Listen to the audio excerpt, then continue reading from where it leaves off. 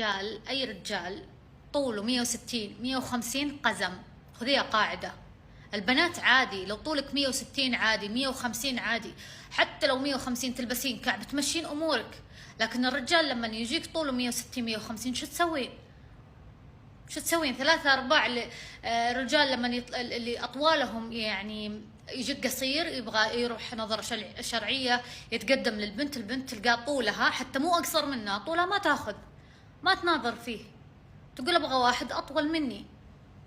فأنت لما تجي تقولي لي والله الأجيال اللي جاية غذائهم سيء وعايشين على نمط الحياة السيء، وتبغون يطلعون ما شاء الله أطوال سبعينات ثمانينات تسعينات، التسعينات هذه أحلام حتى تلقونها في الحلم يوصلها، 90 حتى 80 تلقاه هذا بداية الحلم حقه، يعني 70 راضي. 70 وش؟ لو يقولوا لي كم طولك، أنا تقريبا طولي 170 يا جماعة، وش تبغون؟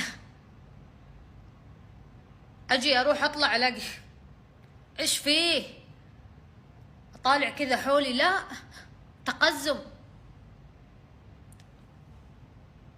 ما ينفع.